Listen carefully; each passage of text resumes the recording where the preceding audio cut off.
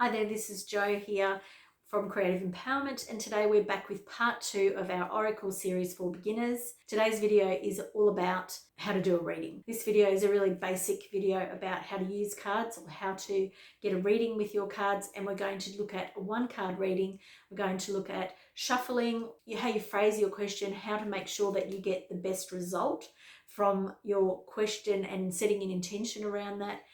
And finally, what you do, how you actually read the card, get some information that you can use for yourself. And what I like to call it, and sort of sum it up, is how to access the divine. And that's really what we're going to cover in this video. So this is part 2. I will be filming 2 more parts. The third part will be how to do a 3-card reading or multiple card reading. And the fourth one will be how to do an intuitive reading, which we do cover a little bit in this video. If you're new to my channel, please consider subscribing. Please like, share this video if you get value out of it. If you haven't watched part 1 of this series and you are new to Oracle cards, you may want to have a look at that video that covers what an Oracle is, what Oracle cards are, how they differ from tarot cards, how to choose a good deck for you, what you do with your deck, and then how to store it. So some really basic stuff, but also some stuff that sort of just helps you work with them in a better way. But if you know all of that stuff, then you're ready for this one. So let's get stuck into that. And please consider liking, sharing, and subscribing to my channel if you're interested and you enjoy this video. Now that we've talked about how to choose your cards, how to clear them when you've actually got them, next thing is how to use them. What do you use them for? Well, they are a great tool to access your higher mind, the clarity that comes from your intuition, from your higher self, the divine, whoever it is that your divine is, because everybody's going to call it a different word and everyone's going to have a different idea of what they're doing. I don't want to cloud that with too many words that the things that I use. Once you've cleansed them, you then want to shuffle them. And when you're shuffling, when you get a new deck, they're all in order. And sometimes cards stick to one another. And unless you've actually gone through and cleansed them over smoke or, looked at each one of them, then they may still be sticking together. You can spread them all out over the table and, move them all around, do a big shuffle that way. You could, take big parts of them and move them around. You can shuffle as I'm doing here. Lots of different ways of shuffling. The other thing is you might want to turn them around like that to get them all mixed up. So I've got my 2 decks there. You can split them and do this sort of thing. And what am I doing here? I'm sort of giving them a very good shuffle. Some people don't like to do this. It's really getting them very mixed up. You can spread them all over the table and mix them all up so that some are upside down if you want to use upside down cards, but we're not going to get into that today. But you can see that you can put them into piles, break them up, and then put them all back together again. There's no hard and fast rules. There's no set, you do that 3 times, because that's, I can't even remember what the thing is. But if you break it into 2 piles, it means you're fated. Like, there's a lot of traditions and old-fashioned beliefs, and the thing around that sort of stuff is what you believe you are setting into motion. So your intentions and your beliefs are the things that create what's happening in your life. So if you believe that, then that's what's going to happen for you. But here I'm just showing you some ways of shuffling. I think one of the main things is don't stress about it. Shuffling, you might find that it's really uncomfortable and you feel really weird at the beginning. Don't worry about it. There are people that shuffle like this. There are people that shuffle on the side, which I cannot do because I have little small hands. Don't fear it. Don't get caught up in worrying about it. If you put them all over the table and then choose, that's still the same thing. So don't set any hard and fast rules. Don't make yourself feel that you're inadequate, which is one of the things that we begin to do when we're playing around with something that's new to us or that we're beginning with and we don't feel comfortable with. If things fall out, sometimes you're meant to see those cards, but if it's because your shuffling isn't the best, then don't worry about it. Put it back in and start again. That just happened to me. Whole pile just fell out. You know, you're not meant, everything is not a sign. Particularly when you're beginning, everything is not a sign. Everything is not fated and meant to happen. Laugh about it. Have a bit of fun with it. Don't get stressed about it. That's one of the main things. They're meant to be fun. So then when you're shuffling, this is the really important part when you're shuffling, when you're getting ready to, or when you know what you want to ask the cards. Because what do you ask the cards? How do you ask the cards? How do the cards tell you anything? You know, they're just cards. How do they tell you anything? This is where you're tapping in. This is where you're tuning in. This is where you're connecting. And you can make this as reverent and as sacred as you want, or you can make it as flippant and as easy as waking up in the morning, picking up your cards, shuffling them, saying, what do I need to know today? What is it that you want me to know today? And when you feel the need to stop, and a lot of people go, I don't know when to stop. I don't know when to stop. Keep shuffling, breathe into your belly. Oh, there we go. And this one came up before for me. I love it. It's confidence. And I think it's perfect for right now and for all of you watching this video. Be bold and take charge. And that's exactly the spirit that you want to work with when you're working with oracle cards. Be bold and take charge. So it can be as simple as that. And you can put that card out for the rest of the day if you choose, you know, if you want to. That's how I began with oracle cards. I would pick one card and I'd use it like a mantra or have it as, you know, what I wanted to work with that day. So that's a really simple way of using the cards. If you've got a bigger question that you want to ask, then the same thing. Again, this is the most important part. Why do I keep saying that? Because when you're shuffling, you're infusing the cards with your energy.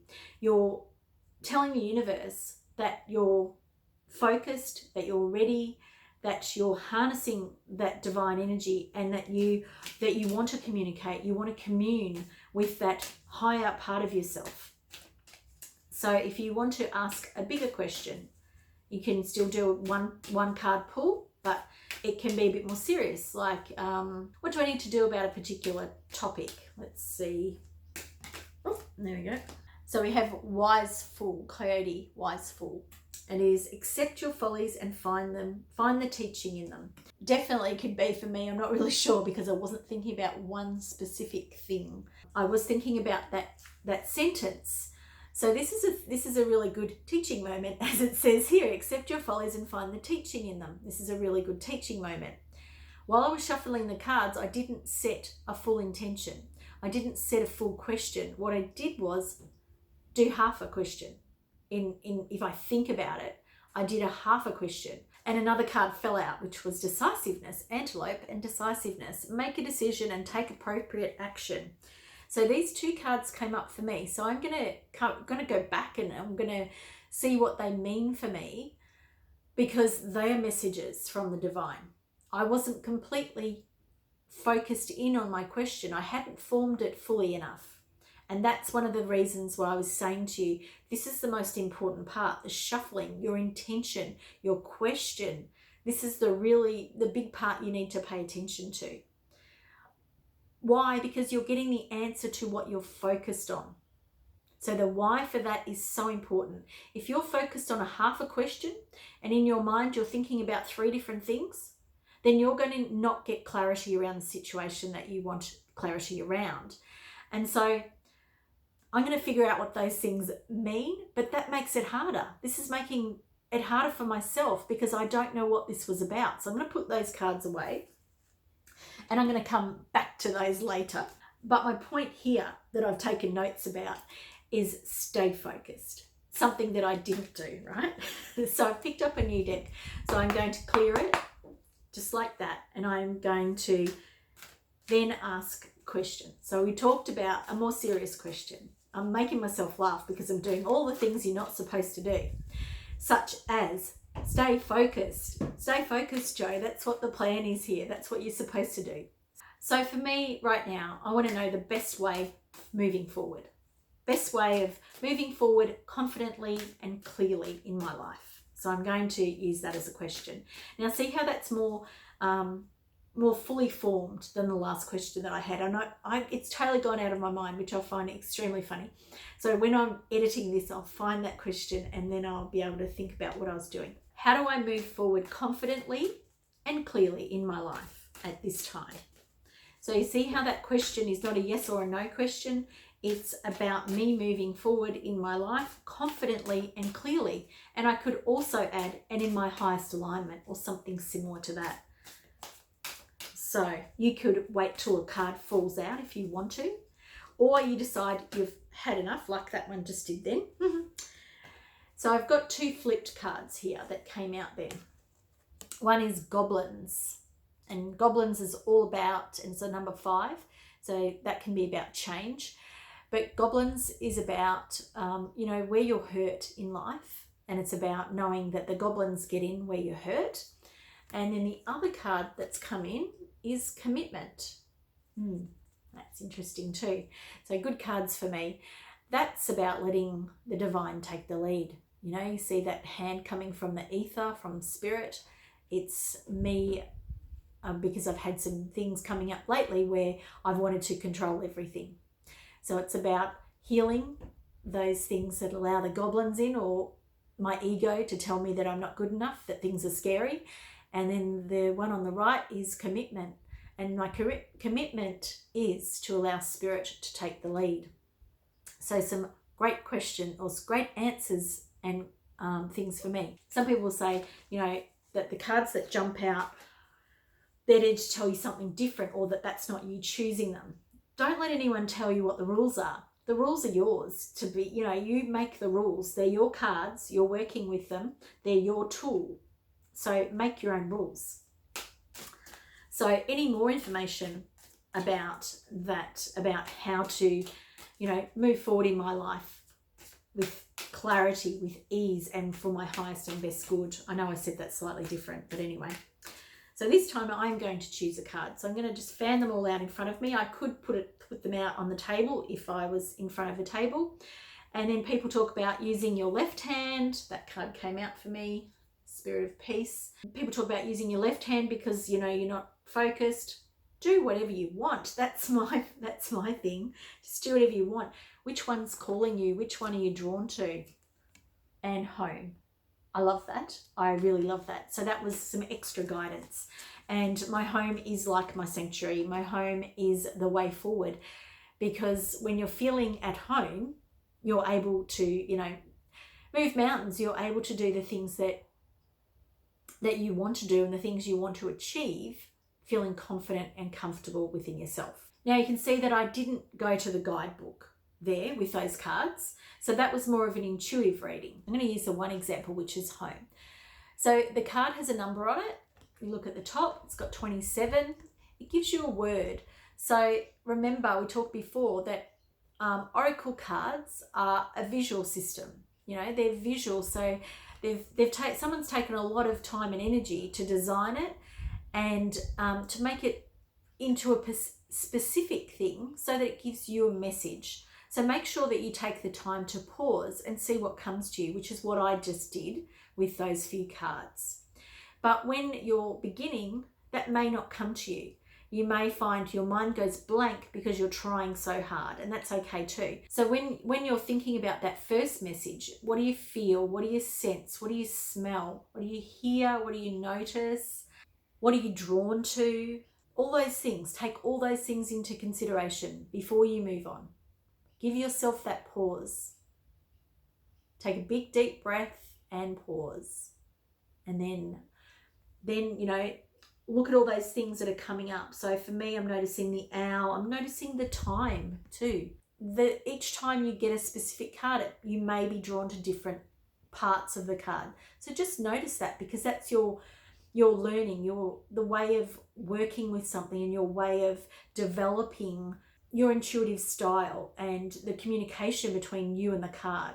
So that card I'm going to look up, number 27. And the guidebook for each deck that you have, some are really very thick and filled with information. Colette Baron-Reid is a really great deck maker or author to have when you're beginning.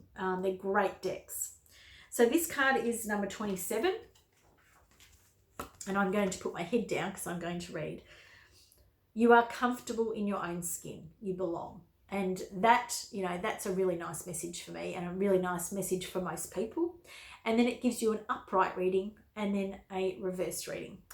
Peace, security, safety, belonging, and all the features one would want from home are indicated now. The home card represents an invitation to experience what it's like to be secure in your own skin, to live comfortably no matter what is happening in your world around you.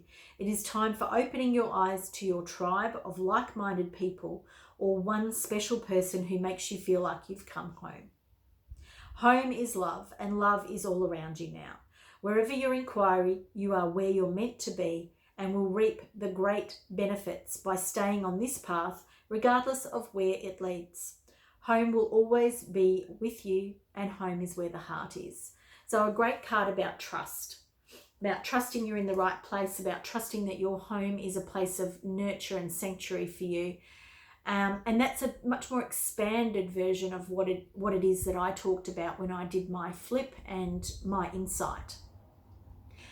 You can learn the meanings of the cards. The people that make the cards for you, they want you to study the guidebook because they put a lot of effort and time into these meanings. And Colette Baron-Reid is fantastic in the layers of depth that she goes in, particularly her older decks for me are really insightful, and I've got such a great connection with them.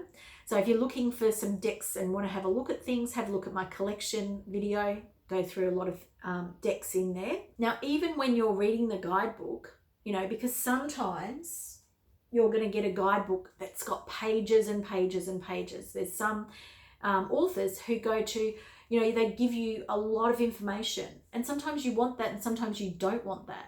Remember, this is your stuff. You're playing. It's your tool. Remember to play and have fun. So with the guidebook, look for words that jump out at you. Look for sentences. And that the first line, which was, it's in quotation marks. I'll show you. You are comfortable in your own skin. You belong. So that's a bigger meaning. And I know then Colette Baron-Reid goes through and expands upon that. But if I think about that, for me, that has such a different meaning. And it's not what's written in the book. It's what it means for me. And that's the important part. That's the important part where you get transported from playing with some cards that have got some pictures on them to using a divination system, a tool for you to access the divine, to work with an oracle, because you become the oracle. It's not the cards, it is you that becomes the oracle. The cards are simply a tool, and if you took the tool away, you'll still be able to do it. What the tool does is it helps you bypass part of you that doesn't believe that you can do it.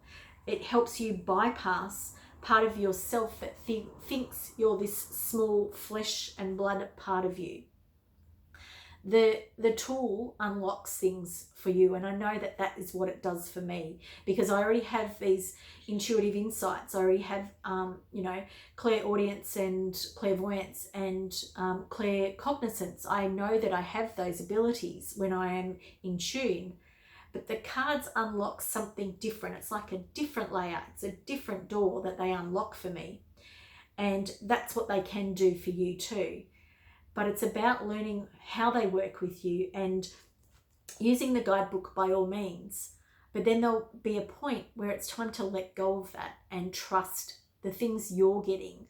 The bit that comes straight to you, that's the important part. I'm going to leave it there. I think that's enough information for one day or for one video. I'm planning to make 2 more videos, as I said before, expanded how to read, maybe more of an expansion of reading. And then the one after that will be more of an intuitive, how to read a card intuitively. Now, we did a little bit of that today. We talked a little bit about my first intuitive hit, about what I get picking the card. And I didn't even take a long time to look at the card. I went with what it meant to me straight away without really thinking. And that's what we're accessing. We're accessing a higher mind, our own higher mind, and the divine higher mind. So the next video is going to expand on it. It's going to give you a 3-card reading and possibly more, but we'll talk about how you work with more than one card, because today we did that because they flew out. When you're asking a question, you go from one thing. How do you then work with multiple cards? And that's the next video. And the one after that will be very specifically how I work with cards intuitively. How it is that I see what I see will help others to find their way with how they see things with cards. I hope you've enjoyed this video. I've really enjoyed making it. I've had fun. I know it kind of went all over the place. So in the meantime, if you want something to do a daily pull. Do a pull of one card. Do a shuffle, and remember to focus and focus on what you're doing, and stay focused until you pull the card. And then relax and let your body let go and see what the card, is giving you. And just do that each day. You don't even have to do it each day. Do it when you remember. No forcing, no pushing, just allow. But see how you go, what it does for you. See, if you're starting to develop a relationship with a particular card deck. I'd stick with one deck to begin with, even just for a week, and see how you go. But thanks for joining me today so much. I've really enjoyed it. Thank you for watching. Please give this video a big thumbs up if you've enjoyed it. Please share it with family and friends, and please subscribe to my channel if you enjoy oracle cards, intuitive readings, and more. I hope to see you again in a video soon. Bye for now.